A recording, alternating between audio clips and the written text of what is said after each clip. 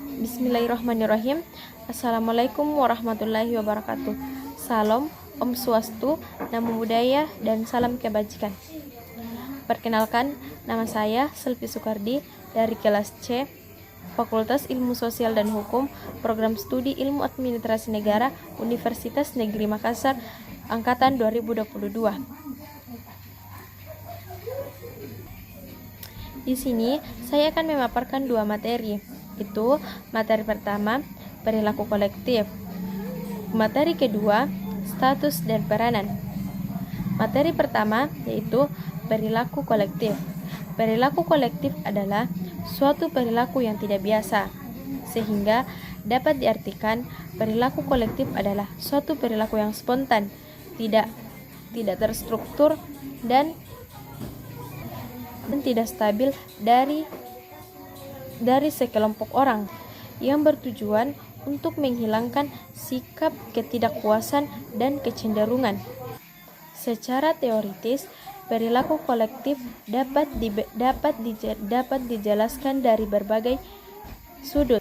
Di antaranya teori penyebaran, teori interpretasi, teori evener, teori emergener, dan teori teori perilaku kolektif. Teori perilaku kolektif menjelaskan tentang kemunculan suatu aksi yang disebut sebagai aksi sosial. Aksi sosial merupakan sebuah gejala awal. Aksi sosial merupakan sebuah gejala aksi yang bertujuan untuk ketenangan sebagai variabel antara yang menghubungkan dengan antara hubungan dengan individu, seperti peran struktur organisasi dengan perubahan yang lain, perubahan sosial, perubahan pola hubung antar individu menyebabkan adanya ketegangan sosial yang dapat berupa konflik terbuka atau kekerasan. Macam-macam perilaku kolektif. 1. Crowd atau kerumunan. Secara deskriptif, kerumunan sebagai 1. Sekelompok orang yang membentuk agregasi. Kedua, jumlah semakin lama semakin banyak. 3. Orang-orang ini mulai membentuk suatu lingkaran baru. Titik pusatnya permeable dan saling mendekat. Ada beberapa bentuk kerumunan dalam masyarakat, yaitu 1. Temporary crowd. Orang yang berada pada situasi saling berdekatan di suatu tempat dan pada situasi sosial. 2. Casual crowd, yaitu sekelompok orang yang berada di ujung jalan dan tidak memiliki apa-apa. Ketiga, conversation crowd, yaitu audiens yang sedang mendengarkan ceramah. Keempat, express crowd, sekumpulan orang yang sedang menonton konser musik yang mencari sambil sesekali ikut melantunkan lagu-lagu. Kelima, acting crowd atau sekelompok massa yang melakukan tindakan kekuasaan. Keenam, solidaristic crowd, kesatuan orang yang munculnya karena didasari oleh kesamaan atau ideologi. 2. Mob adalah kerumunan yang emosional, yang cenderung melakukan kekuasaan atau penyimpangan dan tindakan melawan tatanan sosial yang ada secara langsung. Ketiga, panik adalah bentuk perilaku kolektif yang tindakannya merupakan reaksi terhadap ancaman yang muncul di dalam kelompok. Yang keempat, rumor adalah suatu informasi yang tidak dapat dibuktikan dan dikomunikasikan yang muncul dari satu orang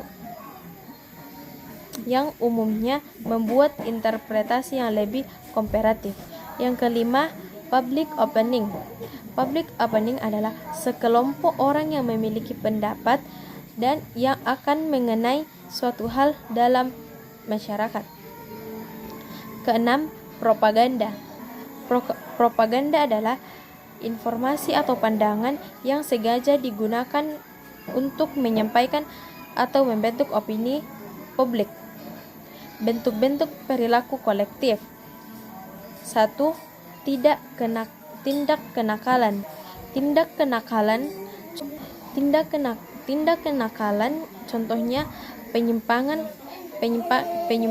kenakalan bersama seperti aksi mencoret-coret dinding rumah orang, mendirikan geng motor, serta sering mencari onar. Yang kedua, tawuran atau perkelahian antar kelompok. Pertemuan antara dua kelompok yang sama-sama nakal atau kurang berpendidikan mampu menimbulkan perkelahian di antara mereka di tempat umum sehingga banyak orang yang terganggu akan aksi mereka. Contohnya tawuran antara anak SMA 1 dengan anak SMA lain yang hanya didasari dengan hal-hal sepele, tapi mereka membesar-besarkannya sehingga terjadilah tawuran di antara mereka. Ketiga, tindak kejahatan berkelompok atau komplotan. Kelompok jenis ini biasa melakukan kejahatan mereka secara sembunyi-sembunyi maupun secara terbuka. Jenis penyimpangan ini bisa bertindak sadis dalam melakukan kejahatan. Tindak kejahatannya tidak segan melukai hingga membuat nyawa seseorang melayang. Contohnya yaitu perampok, bajing loncat, penjajah, grup koruptor, stedikat kuramor, dan lain sebagainya. Kita melangkah ke materi kedua, yaitu status dan peranan. Status sosial diartikan sebagai tempat seseorang secara umum dalam masyarakat sehingga dengan orang-orang lain. Status sosial diartikan sebagai tempat seseorang secara umum dalam masyarakatnya sehubungan dengan orang-orang lain. Dalam arti lingkungan pergaulan, prestisenya, dan hak-hak serta kewajiban-kewajibannya. Ada dua unsur yang terkandung dalam status sosial, yaitu hak dan kewajiban. Dalam buku The Study of Man and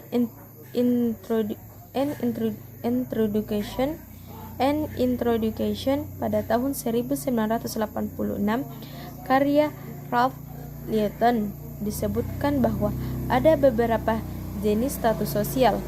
Berikut penjelasannya. 1. Ascribed status merupakan kedudukan seseorang dalam masyarakat yang diperoleh dengan sendirinya, biasanya karena faktor keturunan. Contoh, anak bangsawan yang mendapat gelar bangsawan akan mendapat gelar kehormatan dari masyarakat karena mendapat status dari orang tuanya. Yang kedua, achieved status merupakan kedudukan seseorang dalam masyarakat yang diperoleh dengan cara disengaja.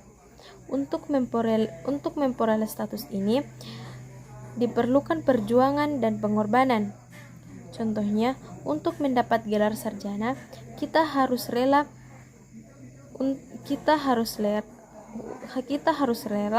untuk menjalani perkuliahan terlebih dahulu. Yang berikutnya, assigned status, yaitu status yang diberikan oleh masyarakat sebagai tanda penghargaan atas pengorbanan dan jasanya. Contohnya adalah seorang pahlawan yang dihargai oleh masyarakat atas jasa dan pengorbanannya. Peran sosial dalam buku Sosiologi Suatu Pengantar pada tahun 2018 karya Surjono Sukanto. Peran sosial diartikan sebagai aspek dinamis. Apabila seseorang melaksanakan hak dan kewajibannya sesuai dengan statusnya, maka dia telah menjalankan suatu peran. Konflik berencana mencuat apabila seseorang wajib memilih peranan dari dua ataupun lebih peran yang dimilikinya. Pada biasanya, konflik peran mencuat kala seorang dalam kondisi tertekan, sebab merasa dirinya tidak cocok ataupun tidak sanggup melaksanakan peran yang diberikan oleh warga kepadanya. Dampaknya, dia tidak melakukan perannya dengan sempurna atau dengan baik. Contoh, kita ambil contoh seorang guru dan dia pun seorang ibu. Di waktu yang bersamaan, dia harus memilih antara melaksanakan kewajibannya sebagai seorang guru untuk pergi ke sekolah atau mengantarkan anak-anaknya yang sedang sakit untuk diperiksa ke dokter. Dia wajib memilih untuk mengajar atau melaksanakan kewajiban seorang ibu. Pada saat dia memilih untuk mengantar anaknya ke dokter untuk diperiksa, dalam dirinya akan terjadi konflik sebab pada dikala yang sama ia wajib berperan selaku guru dan harus mengajar ke kelas. Itu adalah contoh dari konflik peran. Peran mempunyai sebagian guna untuk orang atau orang lain.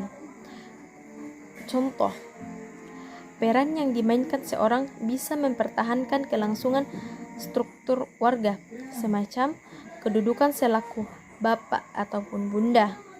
Kedua, peran yang dimainkan oleh seseorang bisa pula digunakan untuk menolong mereka yang tidak sanggup dalam warga.